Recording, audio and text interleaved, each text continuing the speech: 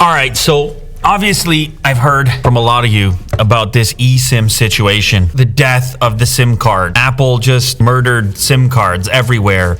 I wanted to do a bit more of a dive. Believe it or not, there are pros and cons to this decision. Of course, I'm talking about the topic of the new iPhones, iPhone 14, 14 Plus, 14 Pro, and 14 Pro Max. In the US, they will not be including a SIM card tray. Instead, they will be exclusively eSIM. Now, the eSIM has existed on iPhones in the past, but it has been alongside a physical SIM card slot so that you could choose between the two. That's not going to be the case in the US or for US sold iPhones, presumably going forward. So I started with the comments on Lulater where I was discussing this decision by Apple to adopt eSIMs exclusively. And I saw tons of people that were upset about this decision and all kinds of reasons and fears and so forth. And I thought to myself, it can't be all negative, can it? Well, maybe sometimes it can be, but I aimed to look for some pros. Maybe you're not one of these people that will be affected extensively, or maybe there's a concern here that will stop you from purchasing this new phone because you just don't want to give up SIM card flexibility or perceived SIM card flexibility that you have at the moment. Now, first, let's kick it off with what a SIM card actually is. A subscriber identity module or subscriber identification module, an integrated circuit intended to securely store the international mobile subscriber identity number and its related key, which are used to identify and authenticate subscribers on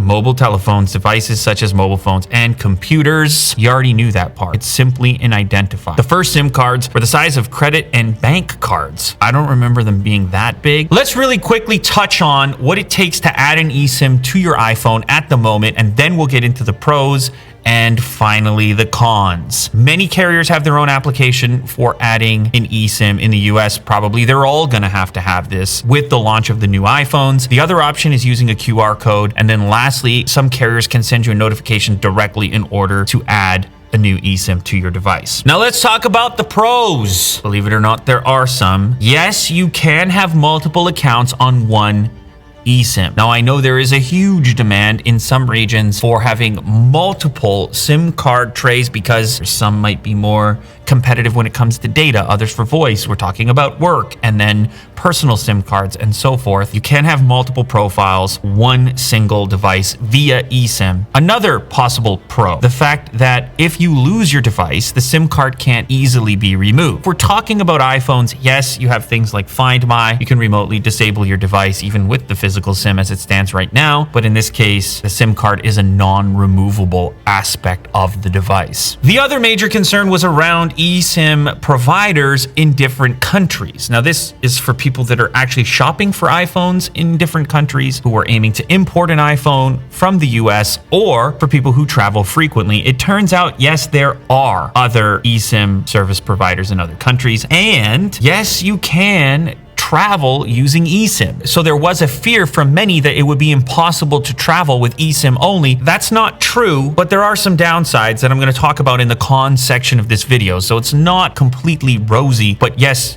you can do it. And in some cases, it can be even more convenient than trying to track down a physical SIM or set up the purchase of a physical SIM for another region in advance of your trip. Now, the next one is mostly theoretical. It comes down to the flexibility of your provider and their willingness to make this process easy for you. But theoretically, it should be easier to switch provider. I know you're hearing what I'm saying right now. Lou, what are you talking about? This gives providers so much more control over me. I'm not just popping the thing out. Hear me out, because this is theoretical. If you were to switch providers today, you would at some point need to acquire a piece of plastic from that next provider that you hope to go to. In eSIM theoretical world, call up the next provider that you want to go to. They would either send you a notification, send you a QR, or you would use their app, and then you would register that new plan on the device that you already have. The reason I'm using the word theoretical is because I do have some feedback from people who actually work in Verizon stores, AT&T stores, and so forth, and they have many thoughts. At least this is via the comments section. Take it for what it is, theoretically. Now, this next one,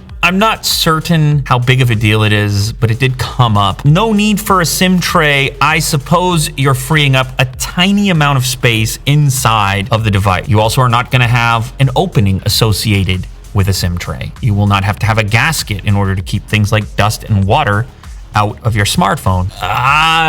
Yeah, it's a pro, but it's a minor one because the SIM tray really doesn't weigh very much and it really doesn't take up all that much space, and you will have an eSIM component on the board inside the phone, non-removable. But yes, more integration does tend to lead to slimmer and smaller devices. Now, the last one I have on the pros list has to do with SIM swap scams. This is where fraudsters will aim to get themselves a SIM card after acquiring information about you that gives them enough of an ability to fake your identity to then have a carrier send a physical SIM to them, which will then let them hack into your stuff two-stage. Could this happen via eSIM? Will there be an eSIM version of this scam? Quite possibly. Time to get into the cons. This list isn't necessarily in order of the biggest to smallest cons. It's sort of more just as they came to me. This next one is big for me specifically because I switch phones incredibly frequently. There's probably a few other people here on YouTube that are going to relate to this, and then the general public probably less so. But hey, you're here on Unbox Therapy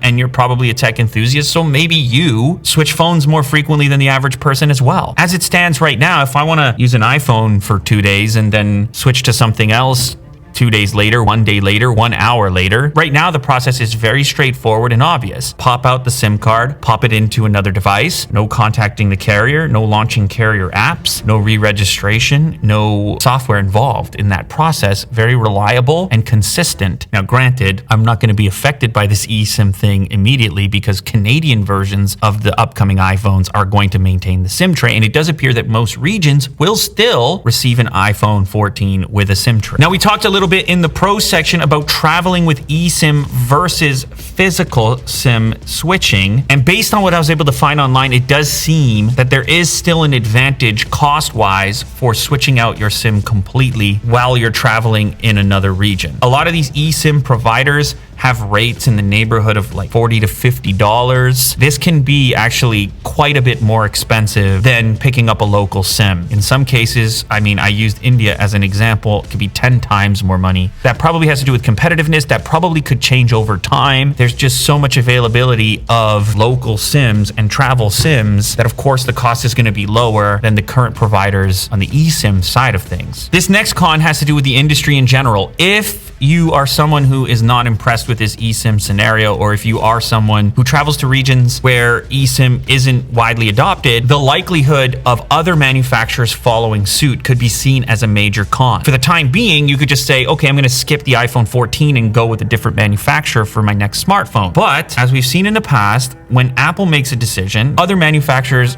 do tend to adopt things that they do. Now, that could have already been in motion. Most seem to agree that this eSIM thing was going to happen regardless. The adoption may be accelerated now. This next one is also kind of niche, but it might be something that affects you. Reseller marketplace. The ability to resell US purchased iPhones and then bring them to other regions for family members and so forth. And by the way, I guess I put it in here as a point on resellers, but this is anyone who aims to move an iPhone from the US to another region. In many cases, this is actually just people trying to save some money. iPhones cost more in their region because of tariffs and so forth. And if they can get one from the US, they can end up saving a bunch of money. So many try to pick up a new iPhone for themselves or family members when they happen to be traveling in the US. Well, now, if they live in a region without very much eSIM support, they obviously are not going to be interested in picking up a US version lacking a SIM tray. They're going to have to come to Canada now. Definitely come to Canada for the experience and then leave with an iPhone with a SIM tray if need be.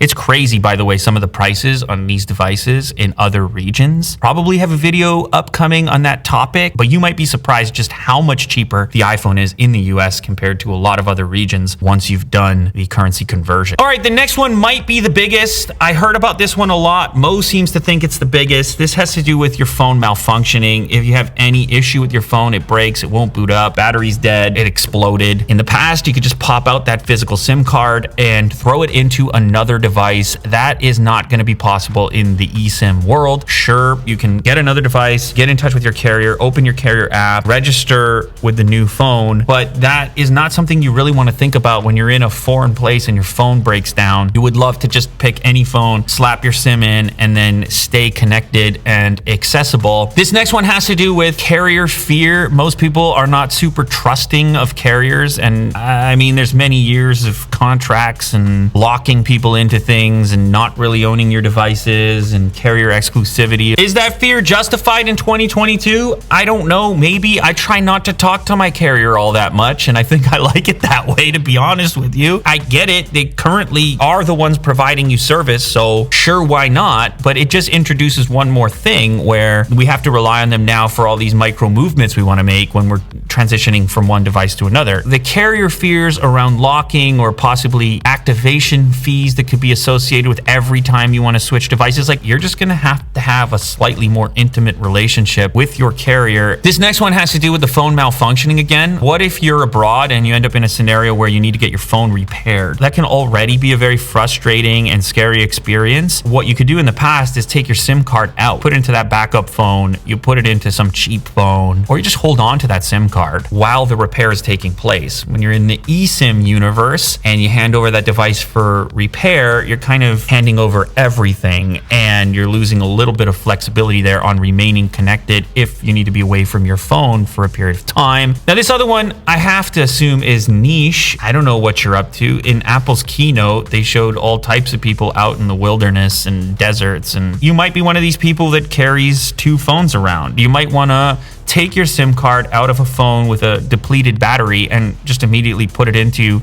another device that has a full battery. Maybe you keep a fully charged phone in your glove box in case of emergency, or maybe it's in your backpack because you like to go out on expeditions. Well, in this case, you can deplete the first phone, just pop the SIM out, put it into the secondary phone, which you don't use very frequently. All right, so that covers the meat when it comes to pros and cons, but then there's a whole conversation happening in the comment section of the last video I posted on the subject, control state scenario, conspiratorial. And I'm not aiming to discredit anybody or anything. Everybody's entitled to their own point of view on matters. And honestly, a little bit of skepticism in the space is expected when you look back at some of the stuff that's actually been proven about the flow of information, data, and so forth, privacy concerns and things. But here's a comment that I decided to pull from the comments section. eSIM cards will be used as a surveillance apparatus by electronically registering all your cellular data. With physical SIM cards, you can easily swap them out. Not to mention, you can buy prepaid SIMs and burner phones for cash. This move will end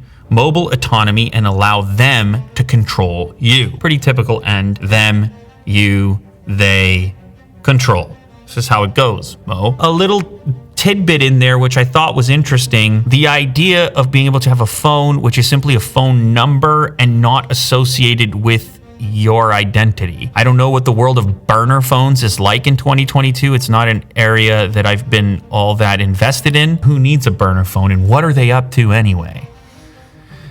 Right? Like, that's obviously the argument, but then also you can call up Edward Snowden if you want. Some of these concerns are philosophical and enormous. Others are more immediate, have to do with an emerging technology. And the existing technology is going to look so much more robust because it's been that way for an extended period of time and everybody's well trained in it and sort of understands it. Look at this laptop, for example.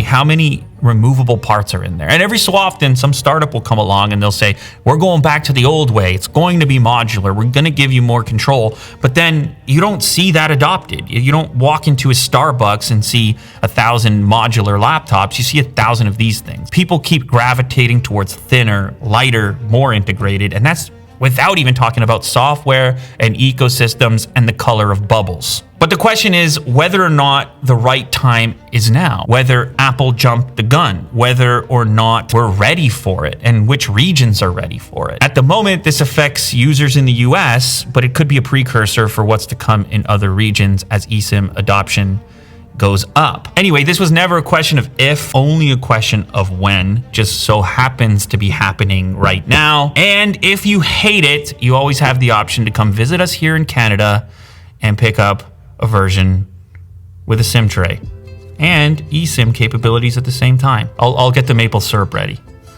You can come visit my igloo.